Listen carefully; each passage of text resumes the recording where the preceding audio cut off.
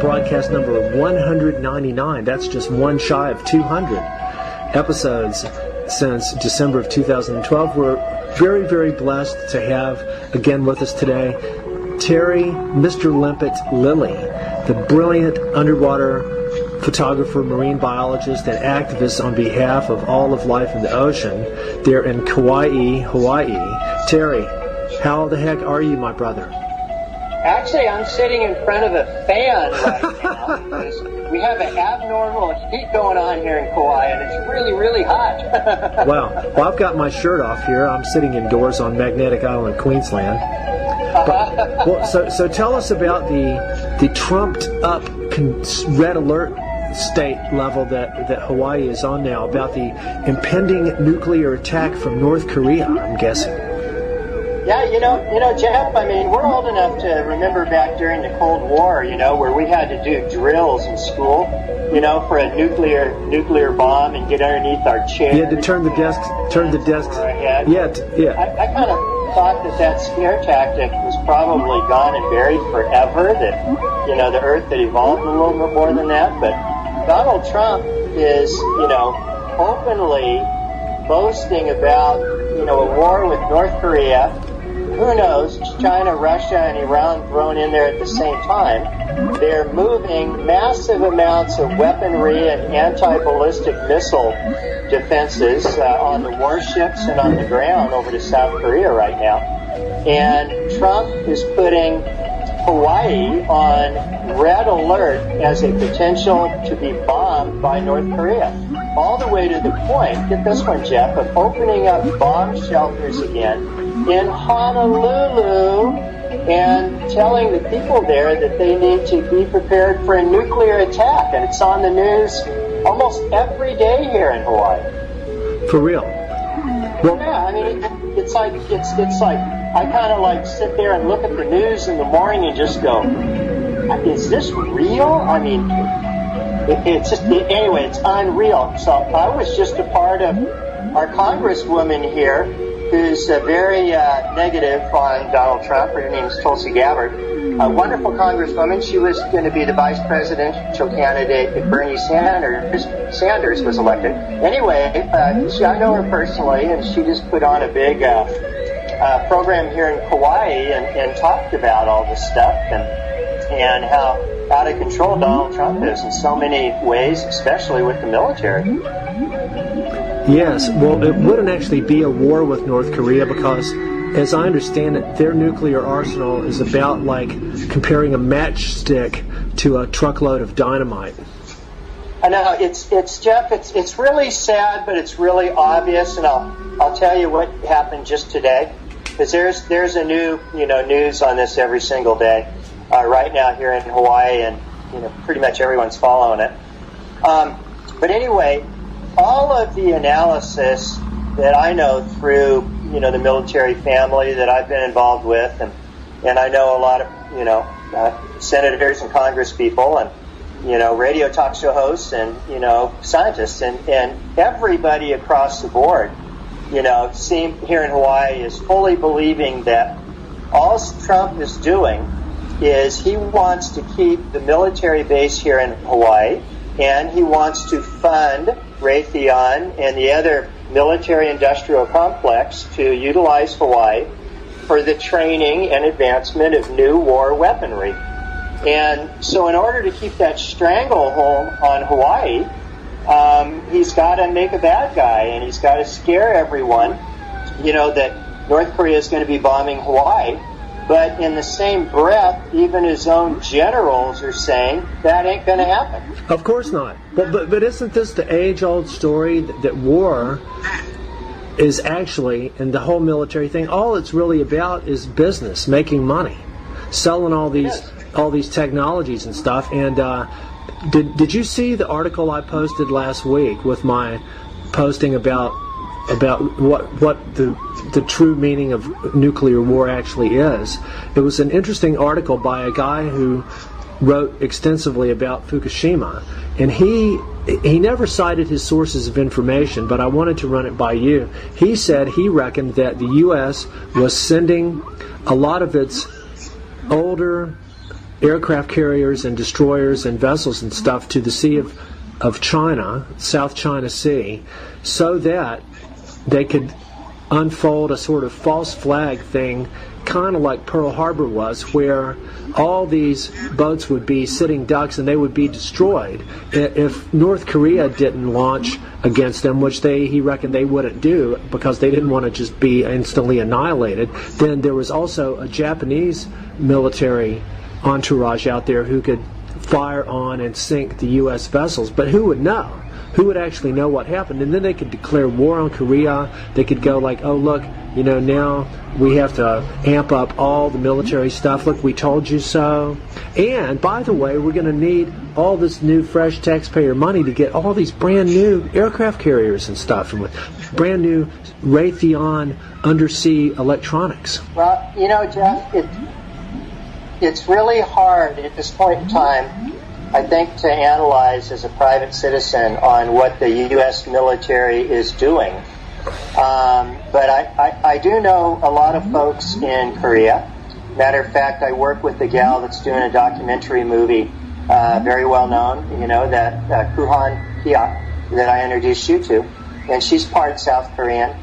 And she just came back from over there. And, there's a lot of people that are analyzing what is going on in North Korea and South Korea, and every single one of them that I know of, everyone across the board, says that that's a false front. That the real issue is the usage of oil in the world and how that's related to the dollar, the U.S. dollar, and the World Bank, and how places like China and Russia don't want to have oil converted to dollars anymore. Well, that makes perfect sense. Converted into gold. That makes perfect sense. It's a power struggle, once again, for oil dollars and how that's all being controlled. And the U.S. having this big military build up over in that neck of the woods it's a much bigger picture than North Korea. So, this is a worldwide business deal to capture dollars, is the bottom line. Yes. Well, do you know what country has vastly more hydrocarbons than any other country? Probably India. I'm not sure. No, Russia. Russia, yeah. Absolutely. And did you also know that their scientists... You mean more hydrocarbons to be... Put it this way. The head of the EPA, the head of the State Department that Trump picked, by the way, was the ex-CEO of ExxonMobil. Yes. And that's the very guy that went to Russia to try to negotiate the largest oil drilling contract that's ever happened on Earth. Yes. And now he's Trump's, head of the State Department. Yes. Well, look, check this out. Did you know that early in the 20th century, if not even earlier, Russian scientists already knew that hydrocarbons, or what we call petroleum, it's not a fossil fuel. That's a hoax. It's not a fossil fuel. It's abiogenic, meaning hydrocarbons are actually created by geochemical processes deep down in the Earth's mantle. That's why they can find it at depths of many, many, many kilometers where no decaying animal or vegetable matter could ever have existed. And they've even had oil reservoirs that were depleted to refill in Russia. William Engdahl wrote extensively about this in one of his books. So it's like a nightmare for the world, because it means that really we'll never run out. But see, the oil companies don't want people to know this. They want to make it sound like it's a scarce commodity. Well, the one fact about it, Jeff, and it's again for me being a biologist and trying to figure out things that are going on underwater with the coral reef, so I spend most of my time doing a direct correlation to military activities and what's happening here in Kauai. But in the Hawaiian Islands here is kind of a unique place where we are going to be energy independent very soon down the road. On the island of Kauai here, that there are all kinds of technologies and campaigns to produce energy and not import any oil anymore at all. So as a scientist, looking at all of the technologies that are available to be energy independent and a way of off of burning fossil fuels, all of that technology is there. But that at this point in time upsets the balance of power and money on planet Earth because it's all backed by petroleum dollars. So, this is a worldwide, very dangerous game that's happening right now. And it's going to be interesting to see how it's all going to play out. I guess about all I can say about it. Yes. So tell us about exactly what's happening there in Hawaii and Kauai now. With you say there's a massive military buildup. Does there seem to be more warships and submarines and helicopters and stuff there? And you said there were. Go ahead. Yeah, it's really ironic, Jeff. I mean, it's really kind of ironic on what's happened here in Kauai. The bottom line is that starting in 2012, yes, there is a massive military buildup here in Kauai. We just had 20 of the Osprey helicopters flown over, Raytheon's here in huge numbers right now. Flyovers with the F-22 Raptors are going on right and left. The beautiful island of Niihau is a military base right now where they're practicing everything from high-speed underwater torpedoes that have killed a number of whales that have surfaced out at Niihau. And so they're using Kauai in this massive buildup. At the same time, we showed almost pretty much proven at this point in time, that the underwater electronics that they're using close to shore here is what was killing the coral reefs. Now, what we did do, because of exposing that to so many people worldwide, we did get the military to claim that they're going to do all of their testing and their buildup 50 miles offshore, so out at sea. Now, they said they were going to start that in 2016. Well, sure enough, we have not seen a military ship or any activity close to shore, and the entire north shore of Kauai, near the military base, the missile base, that died, is now coming back to life in a phenomenal way. The amount of coral growth is pretty much blowing everybody away, especially it's across the board on all the reefs and how fast the corals are growing back. So it's kind of ironic that Trump is leading to this massive military buildup in Hawaii, but it appears to be happening offshore, and our local ecosystem is doing much better because of it. Yes, and we owe you so much for your beautiful work documenting that, because you're also proving that the basic agenda of what people call climate change is not what people think it is. Oh, absolutely, Jeff. And I'm doing it right now, and I'm almost done, and I'll have all the movies to you as soon as we get them finished. But it turns out, Jeff, I'm the only. This is according to the military, according to the Congress people, and according to National Geographic, all of them combined, and the University of Hawaii and USGS and NOAA. All of them have made open statements that I'm the only person that inadvertently, because I didn't do this purposely, I'm the only person that has a documented 30-mile stretch of coastline and coral reefs, shot all over up and down the coast in high-def video, starting in 2006 when all the reefs were very, very healthy. Then all of these same dive areas up and down the coastline, I got video of the reefs dying starting in 2012, and then now I got video of these reefs all coming back to life in 2016. So and this is all being produced into a very professional movie that I'm doing right now. I actually I don't know what the name is going to be, but I call it Before Navy, During Navy, and After Navy. Yes. But the bottom line is I have all the proof, and it's in the hands of a lot of people right now, so the military can't make a move on trying to, eliminate the proof.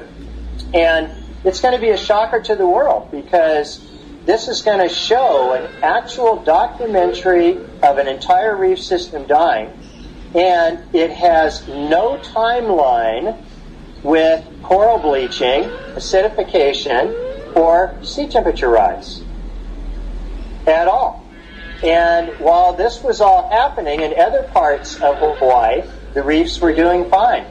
And in other parts of the world, the reefs are doing fine. And when scientists in Australia get to see this footage, I think they're very clearly going to sit there and say, wow, that looks just like what happened to the Great Barrier Reef. Voila! Exactly, and it makes me wonder, in the same way, remember when we did the three-way interview with Stuart Simonson, I brought out this quote from Admiral William Nierenberg, that used to be the director of the Scripps Institute in NATO, about the way that the Navy looks at organisms that live in the sea. They see them as biological interference, things that cast sonar blips that would impede effective warfighting. And I was wondering if in the same way their actual attitude towards the Great Barrier Reef is that it is in fact a barrier. It's a barrier to shipping and to marine, submarine and war vessel movement. And so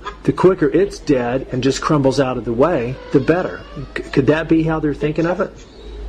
You know what I've noticed, Jeff, what I've noticed, and I can only speak for military here in Hawaii, because I've never dealt and met with the military folks in Australia, and I have read some very disturbing reports about it. But the bottom line is the military, the Congress people, the politicians, the business people, Raytheon, the military-industrial complex, McDonnell Douglas, all of these folks, from the Air Force to the Navy to the politicians that fund them. I have had the ability to talk now with all of these people over the past 3 years because, I've had over 10 million people see my research about the military killing the reefs here. So these folks all opened up with me, and I've had meetings with every one of them, including just the other day. And the one thing that's ultimately clear, none of them ever did their homework, and none of them had any idea what was happening out there to the environment underwater. They weren't trying to get rid of whales. They didn't even have people in the water seeing that they were dying. They had nobody here in the water. They testified to this, by the way, the Navy did. They had nobody in the last 5 years underwater documenting the coral reefs, turtles, sharks, monk seals, and marine life. Nobody during this time, where they made this intense underwater electronic war games, similar to what they're doing off the Great Barrier Reef. So it's just pure ignorance, Jeff. It is. That's the bottom line. And I had my conspiracy theories at first, too. But I have firsthand experience, and I can testify in a court of law that the military and the politicians were caught with their pants down, and they didn't know that they were screwing up the ecosystem. And now that they know, what are they going to do? Well, they did the right thing by moving way offshore, just like what they should do in the Great Barrier Reef areas. Get all that stuff off being operated 50 miles or more offshore. Give the reef a chance here. And maybe it'll grow back like it did here and is doing here in Kauai. So, their intentions are always hard to know, but I'm positive no one had negative intentions here to try to kill the coral reefs in Hawaii. And I've talked to the very top military brass and company officials on that. They just didn't know what they were doing. But that may be true, but it doesn't matter to how Mother Earth is looking at what our species is doing. I agree. But that's why right now, Jeff, there's no excuse. There is no excuse for scientists, the government, the Royal Australian Navy, and everybody else, James Cook University. There is no excuse for these folks in Australia for not getting out there with underwater electronic monitoring equipment, and they could test and know if the military activities off the Great Barrier Reef are helping to destroy the coral reef there, because this information now is available. We know it happens. We've shown that it happens, and we have 30 miles of a regrowth of coral reef here when the military cooperated and moved offshore. So there is no excuse. I hear reports about scientists, in Australia saying 20 million years of evolution all dying. It's a horrible thing. The Great Barrier Reef is dying. Well, it's not that horrible if you don't want to get out there and do the proper testing to figure out why it's dying. Just blaming it on the boogeyman or warm sea temperatures isn't going to fly, because there is no data showing that. No, well, it's likely that many, if not most, of these scientists are, and this is not conspiracy theory, they're actually being paid to lie. I agree with you, Jeff, 100%. They work for the federal government, that's bottom line. And I already know this. I'm not going to mention any names because... But I don't mind if you do. ...someone in trouble or hurt. But there are a group of scientists in Hawaii that are highly committed to figuring out what was killing the corals here. And when we got close to figuring out it was the military, they all were forced to take an early retirement, and I haven't heard from them since. So the bottom line is I hate to say, and it's got to change, Jeff, it has to change. It will. That universities are often funded by big companies and funded by the U.S. military. Well, exclusively. If you go out there right now, if you go out in the ocean, and there's an underwater coral reef survey going on, I'd say probably 99% of that you can track the dollars back to corporate America or the military paying for that work, so they can control the data. Absolutely. And if people don't lie, then they have to take an early retirement. Well, they specify the grant application includes the conclusion that they want to be found. Oh, I know it. That's why, Jeff, I've done all of my work as an independent citizen, and I'll just tell you one thing, and I'm not like tooting my own horn, okay? But you may. Toot toot. This is just a fact, okay? I do all this stuff just because I like to go in the water and shoot video and take kids out and catch a fish and surf and dive. That's my main focus, is because I'm just trying to save it for my own selfish reasons, because I see the interconnectivity with the coral reef and the rest of life on planet Earth.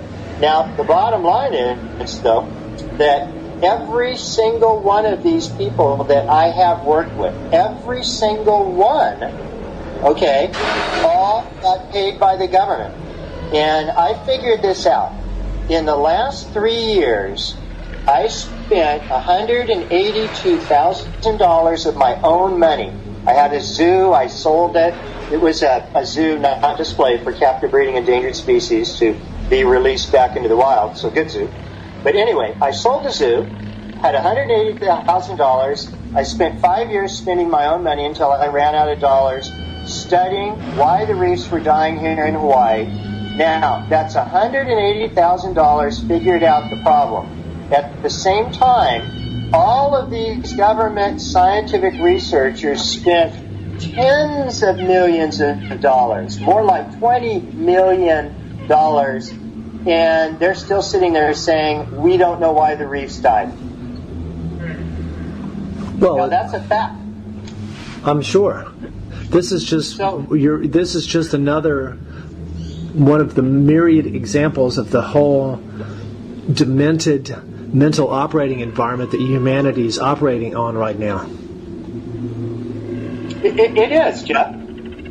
I know. It's just, Jeff, you know what the biggest thing, the biggest pushback on my research, and like I said, I've got a Nat Geo show on this right now. I've got a show in Brazil, online movies. It's been in, over 300 media outlets. And we figured out through online viewership, there's well over 10 million people that have viewed the Kauai coral disease, that I got out there over the last 3 years.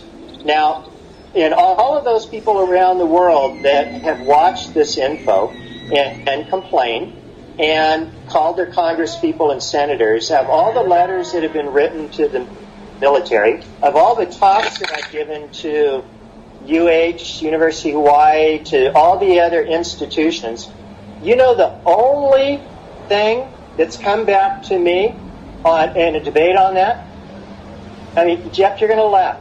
Not one person has debated my findings here. The only thing that they say is, Mr. Lilly does not have a PhD, so he's not qualified to do that kind of study.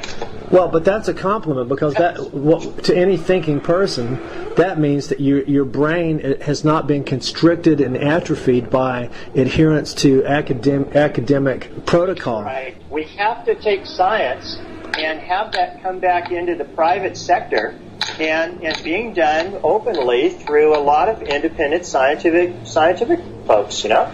That's the checks and balance system that we have on Earth. We've got to stop paying attention to these people that are out there saying all the coral reefs problems are because of climate change, and they're all getting paid by the government and fossil fuel money. I mean, it's bizarre what these scientists are putting out there with a complete lack of facts. Now, granted, okay, I mean, I agree with every one of the scientists. We're burning way too much fossil fuel, and we can't keep going down this road. It's stupid. Okay, that's going to harm the environment, and it's a dumb thing to do.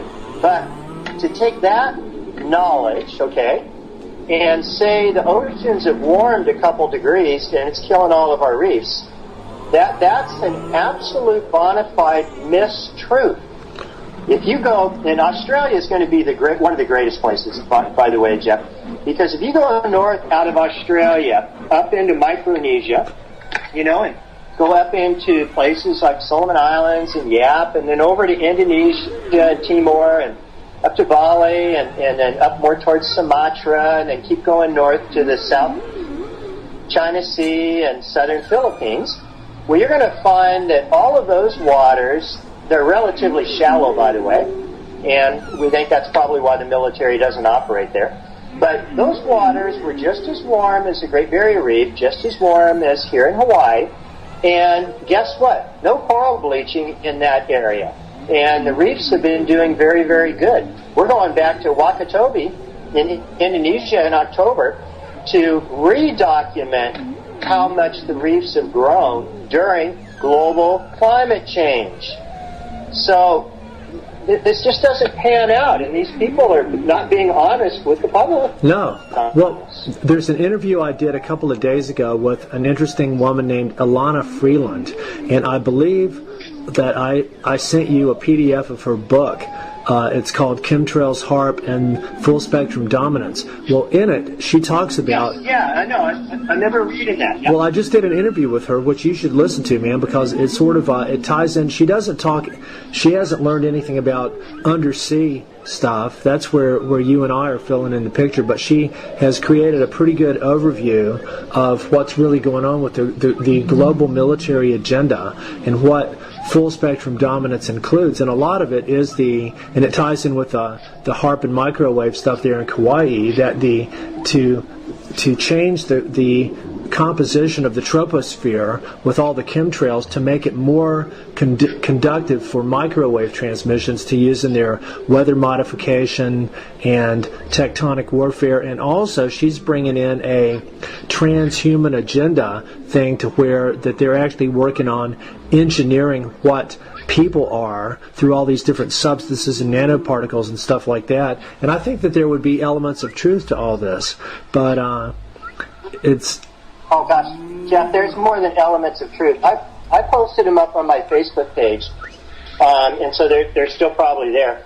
But NASA released images of planet Earth. This was a few months back, and they're huge pictures of entire continents. And what they did is they simply, with their technology, they highlighted the formation of cloud cover.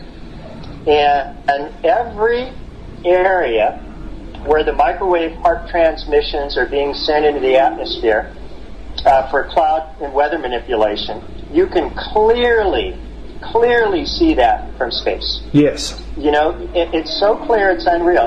And it also happens to be the areas of the most amount of radical weather we've been having on the planet. So when you're out at space, from the space shuttle and these satellites, and you look back down, you're looking at clouds over all the Hawaiian Islands, or clouds over all of California and the Midwest, and you can see all the cloud formations, and they're beautiful, and they're puffy, and they're circulating, and there's jet streams, and there's a pattern to it all.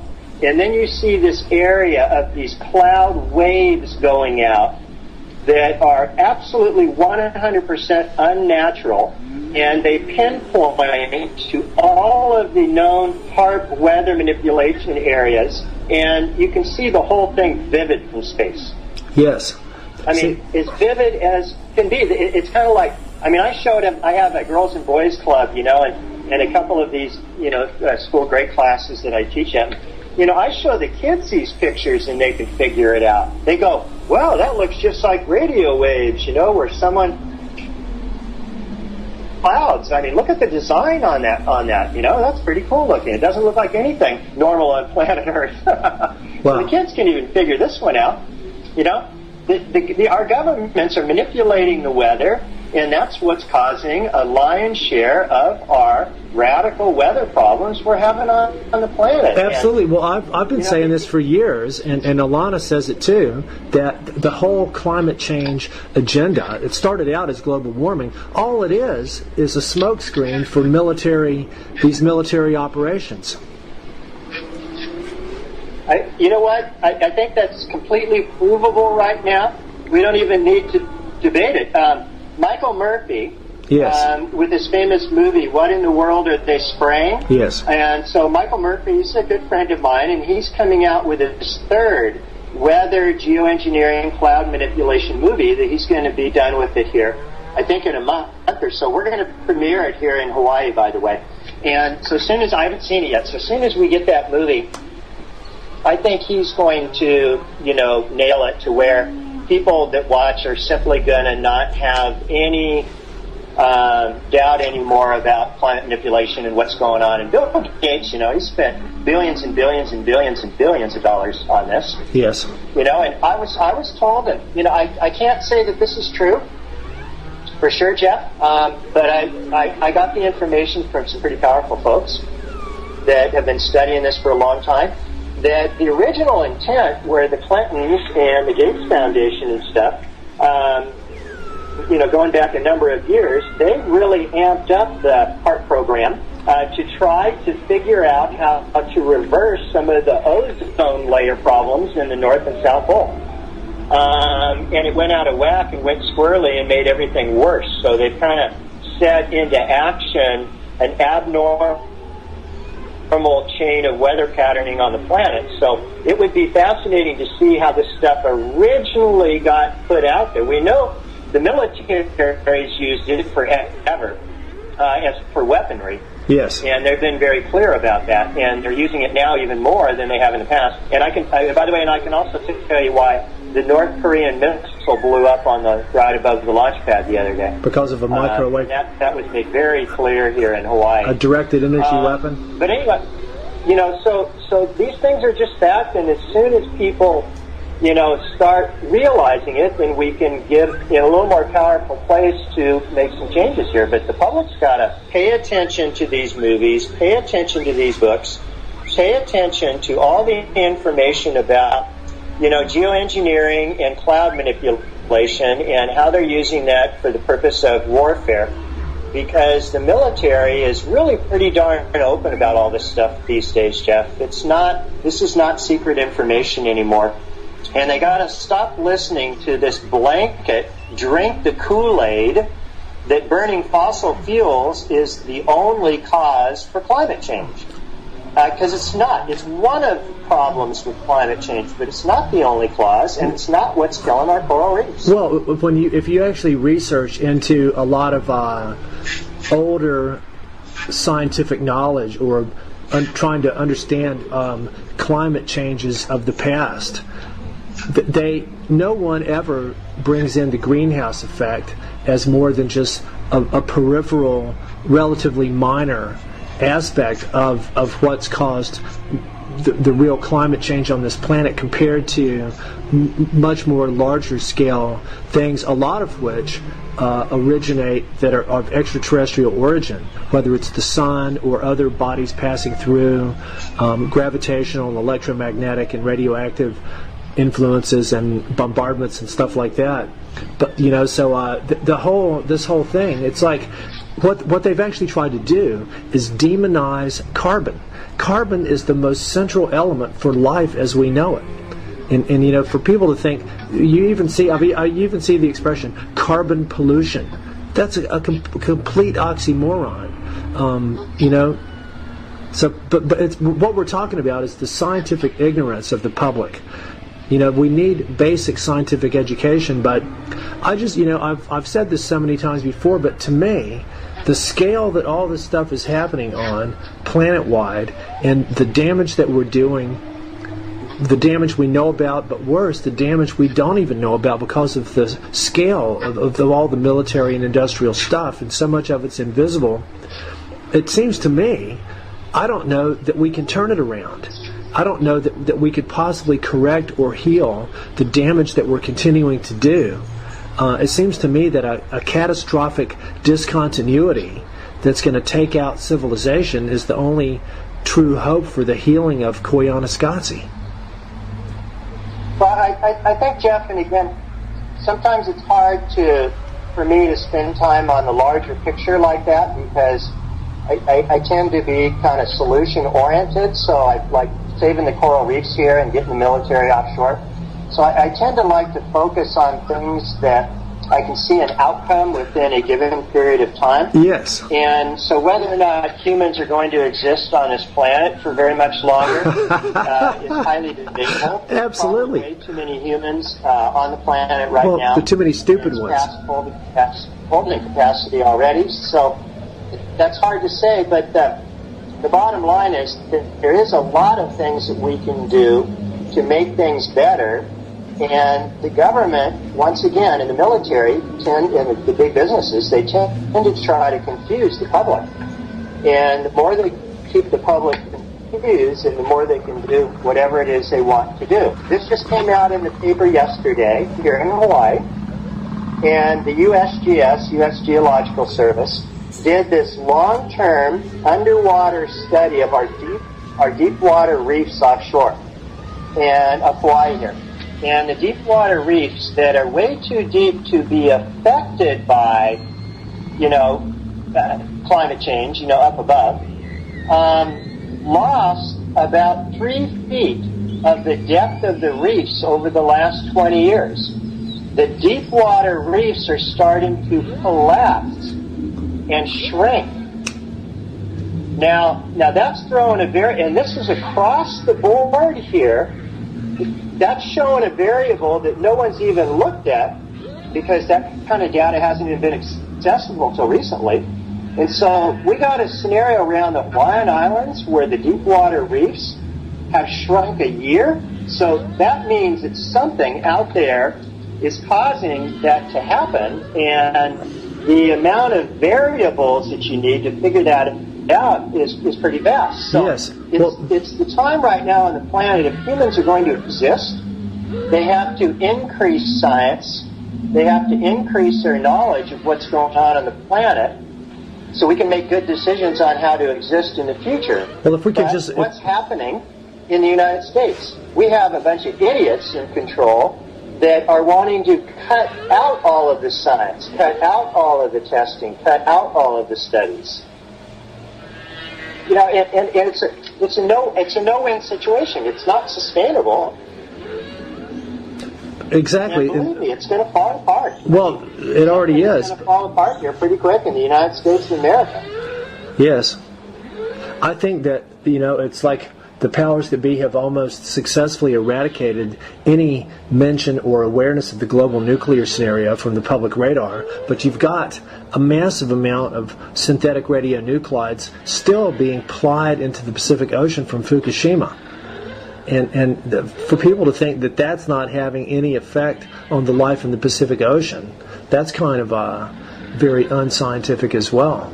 So there's so many different dimensions that we need to keep track of, and that I sort of try to piece all this information together into a bigger picture. But that's why my attitude has become more and more cynical, because the bigger the picture that I create, the more of the damage I see, and it's like the whole military. people have been brainwashed their whole lives to not question anything about the military, because if you said what's their purpose, oh well, they're defending us against the evil enemy. But we are the enemy. We're the enemy. Life. You're totally right, Jeff. You're totally right about that. You're totally right about it. But all I can say is I'm only one person. When I started saying that the military was killing our coral reefs here in Hawaii, there wasn't even one person on this island that was willing to talk to me about that because they were fearful of the military. And so I took it on my own, and I went out and I ended up doing the research and taking it directly to the top brass in the military and got them to make a major change. So the bottom line is that we got to start getting away from this place of fear and into the place of being logical and loving and scientific and communicative, and humans have got to step up to the plate and get off being a couch potato and start doing something here. Yes. That's kind of the bottom line. But if you look at how many people... We can do whatever we want, whatever we set our minds to. We can reverse the military situations on the planet. There's enough DNA, the Earth spins around, there's enough life on this planet to heal. And we're seeing it with the coral reefs right now here. They're coming back at a rate that none of us thought was even capable of happening in our lifetime and even our kids' lifetimes. So the bottom line is we can make a difference, we can do it, and we literally have to become immune to the scare tactics that our politicians are trying to use on the people. That's the biggest problem because it dampers the human spirit, it dampers the children, it dampers the new upgrowing kids that want to be scientists and astronauts and computer scientists and marine biologists and stuff. It dampers all of their spirits and their thoughts, and we have to do the opposite. So all I can say is we have a success here, Jeff. We did something, we got the military, we fought the military, so to speak, and we won. And we won because they cooperated with us. We didn't have to start shooting at each other. So this can be done, and there is a way to do it. But humans have got to start taking back their own personal power. And I really believe, Jeff, that's why the indigenous cultures movement right now and the water is life movement right now worldwide is expanding so quickly. Because it's people that live off the land, on the land, and love the land and the sea are taking back their rights to protect it. And it's a huge movement and a powerful movement, and I think it's going to spread like mad. So I'm actually the opposite of being cynical. I see a lot of really good things happening, and the opportunity for the average everyday person like you and I to bring harmony back to where we live on planet Earth. Well, that's a very good, uplifting perspective to hear. But what do you reckon the whales and dolphins think about all this? You know what? The whales and the dolphin, it's not reckoning. I have direct knowledge with that, 100%. What they're trying to do is they're trying to teach people back to getting in connection with the earth and the living system and how to connect with universal knowledge. And that's how they communicate between all of themselves, between their environment, and between, other Earths and other galaxies. So they're here with their flippers extended to bring back as many humans as possible to their realm, to interconnect with them, and to understand what a powerful source that is and how love runs the universe. Through all religions, through all vibrational energies. The vibrational energy of love heals everything and anything. And they're here as our guiders and our teachers right now. Yes, I fully agree. But I think they're also they're inspiring you and me to do what we're doing because of our absolutely. But the sort of knowledge is power kind of thing. But let me ask you this: have you heard of this new thing that they're talking about called the space fence? Oh, space fence? Uh-huh. Yeah. Well, that's Alana Freeland's next book that's coming out. It's this giant project to supposedly they're working on creating. They're going to spray so much stuff into the atmosphere that they're going to create kind of. It'll be like a ring of Saturn around the Earth at the equator. That'll be sort of an antenna for broadcasting all the radio and microwave emanations as part of a global surveillance and control grid. You know, Jeff, there's so many crazy things going on right now. But you know, when you just got done describing that, what came to me, number one, a science fiction movie? Especially in the United States, okay? Because it's hard to follow what other countries do and know it's real and not real. But in the United States, there's no question about it, the Trump administration and the Republicans and stuff are wanting the average person to become very poor and 99% of the money to be in control of only a few people. And when that happens, then those few people have a lot of power to do very stupid things. Yes. So these programs I just got done talking about are programs that are going to cost $1 trillion. You know, they're going to cost a lot of money. Now, if we start taking back the power of the individual person and get it away from the money-hungry folks, these politicians, the big government folks, and the big business folks, and that money is spread much more equally throughout society, then these kinds of out-of-control type ideas never get launched because no one ever has the money to do it. There's way too much money in the hands of very few people right now in the world. And I'm telling you, everything just went a reverse in the United States because Trump's running around the world right now using weaponry in the U.S. military to do business deals. So he and his buddies can control a lion's share of the wealth on the planet. It's obvious. It's so easy to see. And that's exactly the opposite of what the planet needs. Because when they make a mistake, they make a really, really big mistake. You know? When the average person makes a mistake and loses $100,000, well, it probably doesn't do any great damage to the planet. We can't trust having just a few people on this planet in control of all the finances. We can't do that. We just can't accept that and allow that to happen. Well, I think the whole financial system is a hoax anyway. Well, yeah, because it's all made up. Well, of course it is.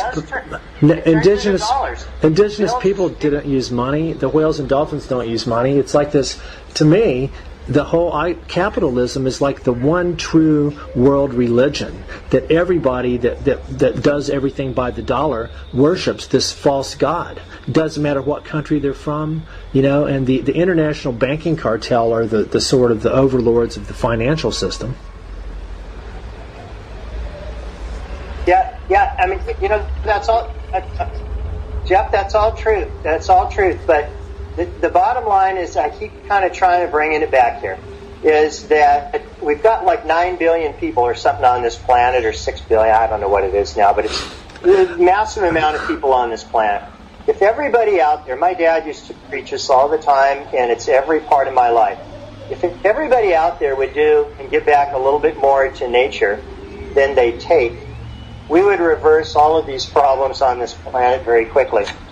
It's about each individual person's ability, okay, to reconnect with the planet right now. However they want to do that. Every person, Jeff, could all of a sudden drive 5 miles less a day. Every person could go out there and pick up 10 pounds of plastic garbage in their area and dispose of it properly. Every single person could go out there and take a class or even do an online class to learn something about nature. You know, there's 1,000,001 ways that everybody out there can simply give back a little bit to this planet that they live on. And that would make such a massive amount of effect. It's unreal.